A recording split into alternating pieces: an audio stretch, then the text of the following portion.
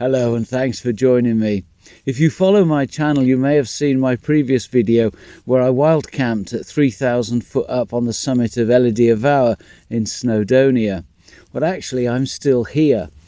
I get a lot of questions about what I carry in my bags when I'm out and about in the mountains, so I thought what better time to go through it while I'm packing up camp. So this isn't going to be a what's in my backpack, this is going to be a what am I about to put in my backpack. So let's start with the backpack. It's this. It's a little 30-litre Berghaus backpack, and it was my father's. He used to walk in these mountains until not that long ago, really. Unfortunately, he can't do that so much anymore, so he donated me this backpack, and I'm very pleased and proud to carry on the tradition of it visiting all the high peaks. It's only 30 litres, and yet I can get everything I need in it.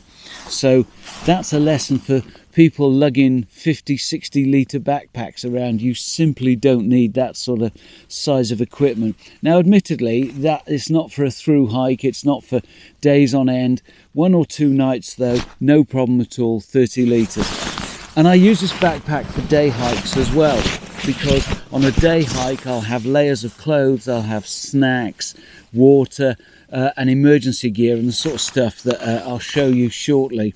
So yeah, that's the pack. Right, next thing, tent. Haven't dismantled it yet.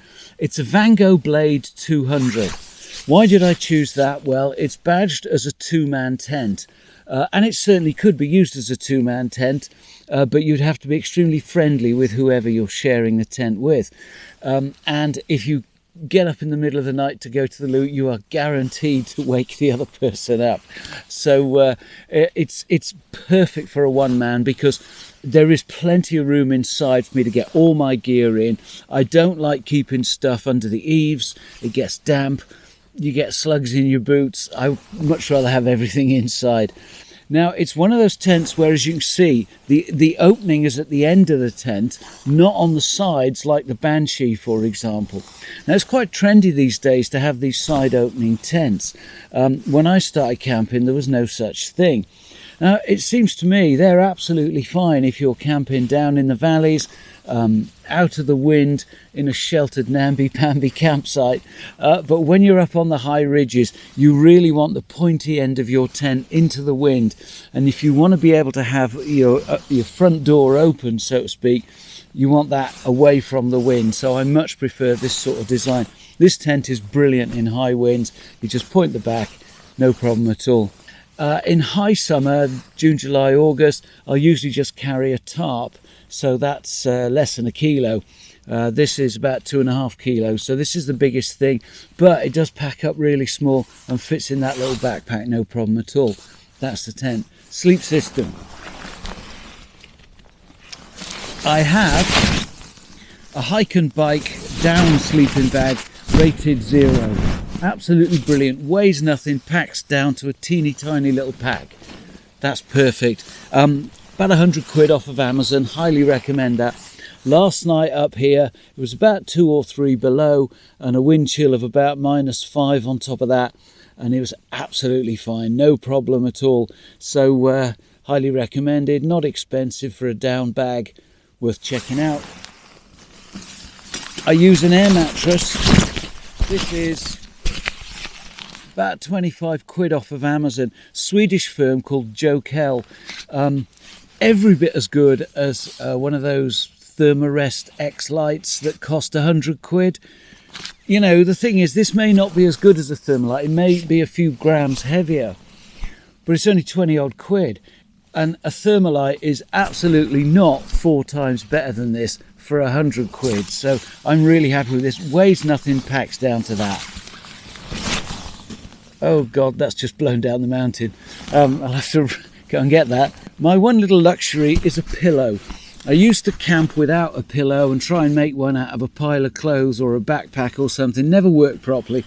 I sleep much better with this. Trekology, 10 quid, something like that. Amazon again, does a great job and doubles as something to sit on.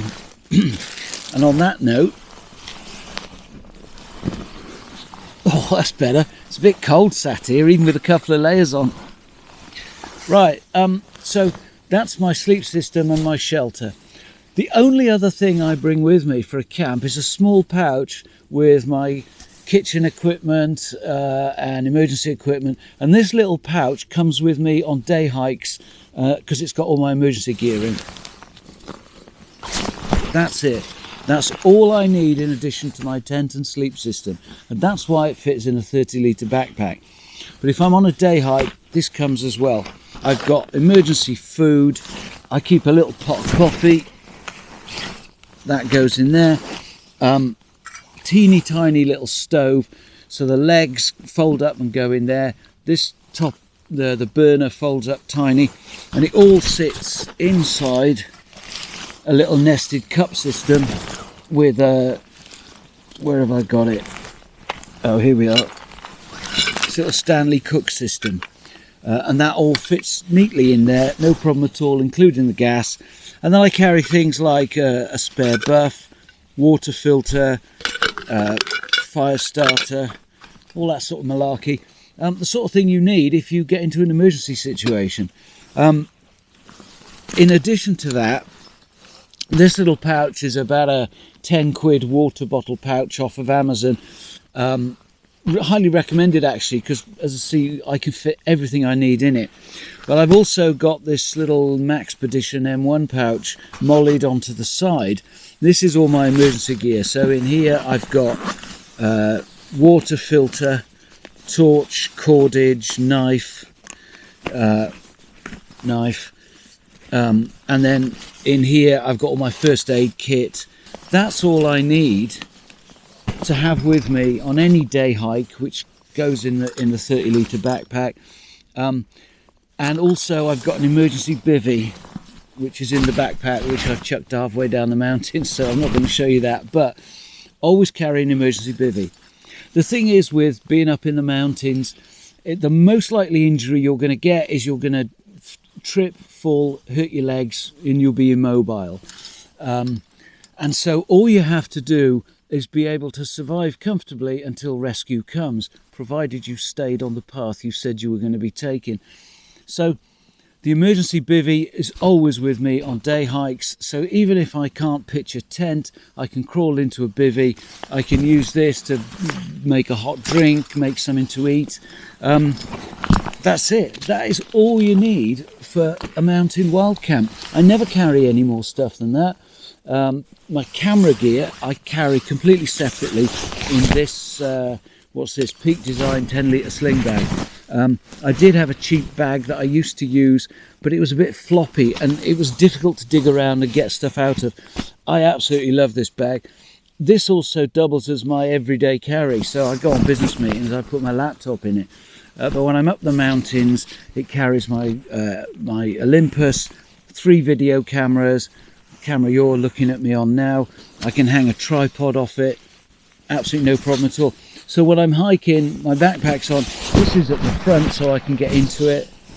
What I've done over the last, I don't know, X years, is gradually iterate things. So something isn't quite working, change it, get a better version of it. So things like the bag, for example, that's probably the 3rd bag, but I've now reached a point where I'm really happy with it, so I'll stick with that, and if it breaks or falls to bits, I'll just replace it. I like to get to a position where the kit that I use, I know it inside out, I know it's reliable, dependable, does the job, and it works for me, and it's all really light. All of that is going in my bag, and I'm heading off home. Thank you ever so much for tuning in. Hope it's been interesting. I hope it's answered a few questions, because there are always questions about this sort of thing. If you haven't done it yet, why not subscribe now and join me next time? Cheers.